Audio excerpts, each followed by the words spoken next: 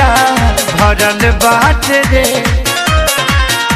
तप से कि तोरा सब करल बाट रे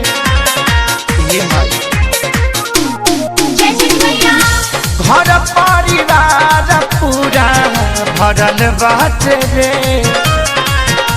तप से कि तोरा सभे करल बाट रे पूजा पाठ व्रत बहुत कइले छठिया दे देना माई पतोहिया के ते पुरनिया भइले छठिया दे देना माई पतोहिया के ते पुरनिया भइले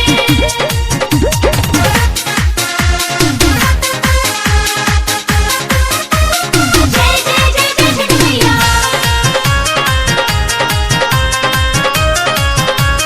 जय छठी मैया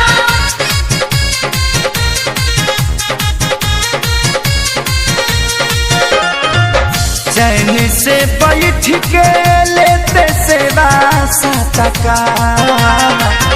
ठीक नहीं तबियत अभी बढ़त बीमार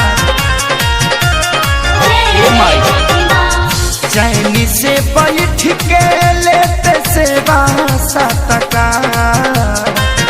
ठीक नहीं तबियत अभी बढ़त बीमार काहे खातिए के जीत धइले छठिया दे देना माई पतोहिया के पुरनिया भइले छठिया दे देना माई पतोहिया के ते पुरनिया भइले जय छठी मैया जय छठी मैया